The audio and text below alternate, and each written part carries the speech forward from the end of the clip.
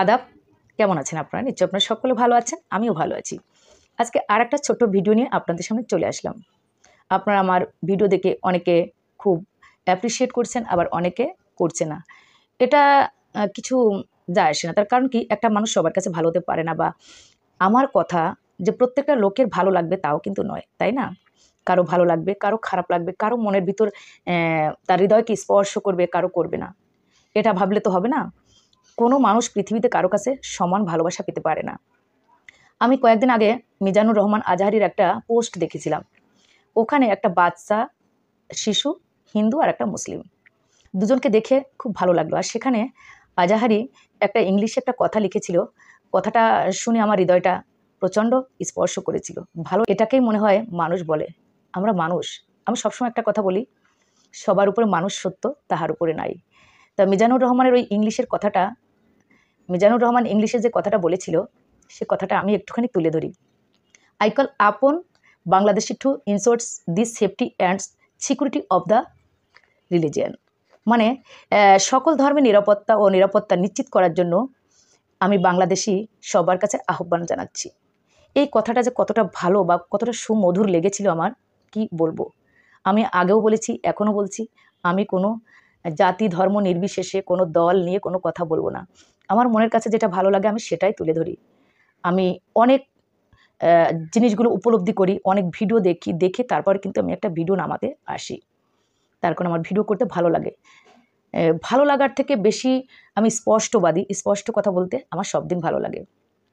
তা আজহারির এই কথাটা শুনে আমার এত ভালো লাগলো যে আমরা মানুষ, সবার উপরে আমরা মানুষ, সবার উপরে মানুষ সত্য, তাহার উপরে কিছু নাই। কেন আমরা ধর্ম বর্ণ নির্বিশেষে এগুলো করব? কেন আমরা উস্কানিমূলক কথা বলবো?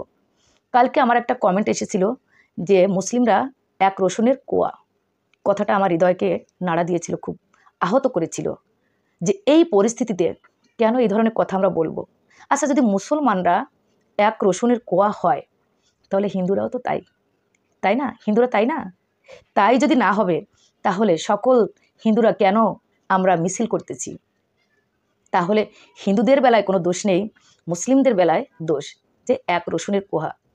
এটা খুবই খারাপ একটা বাক্য আমার কাছে মনে হয়েছিল, এবং এই বাক্যটা থেকে অনেকগুলো কমেন্টের ওখানে ঝড় বয়ে গেছে।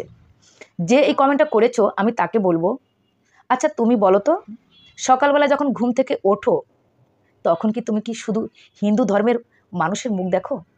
কোনো মুসলিম ধর্মের মানুষের মুখ তুমি দেখো না? তোমার বাবা যখন বাজারে যায়, বা তুমি যখন বাজারে যাও, বা তোমার হাজব্যান্ড যখন বাজারে যায়, তখন কিন্তু এরকম হাতটা বাড়িয়ে দিয়ে যে কোনো মুসলিম বা হিন্দুর হাতটা বাড়িয়ে দিয়ে কিন্তু কোলাকুলি করো, কেমন আছিস ভাই, ভালো আছিস? এটা তুমিও করো। তাহলে কেন তুমি এই ধরনের কথা বললে? এটা কিন্তু ঠিক না, এটা কখনোই ঠিক না। এটাকে বলে ধর্মবিরোধী কথা এবং উস্কানিমূলক কথা।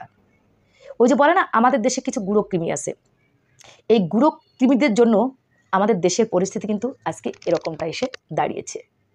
বুঝতে পেরেছো? আর গুঁড়ো কৃমিতে কামড়ালে পাইলস হয়, সেটা কিন্তু সারা যায় না।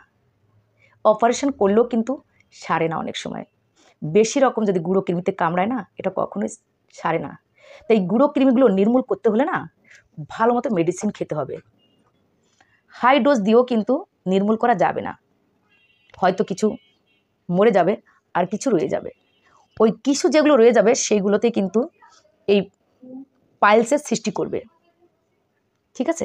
তাই সবাইকে বলবো, এই গুঁড়ো কৃমির মতো কুটকুট করে না কামড়িয়ে কিভাবে দেশটা ভালো হয়, কিভাবে আমরা ভালোভাবে থাকতে পারি, কিভাবে ভালোভাবে আমরা চলতে পারি, কিভাবে দেশের দ্রব্যমূল্যর দামটা কমে, যাতে করে সবাই, গরিব ধনী সবাই একটু ভালো মন্দ খেতে পারে, যাতে আমাদের দেশের পণ্যগুলো, আমাদের দেশের খাদ্যগুলো অন্য দেশে গিয়ে আমাদের দেশের পণ্যর দামটা না বেড়ে যায়।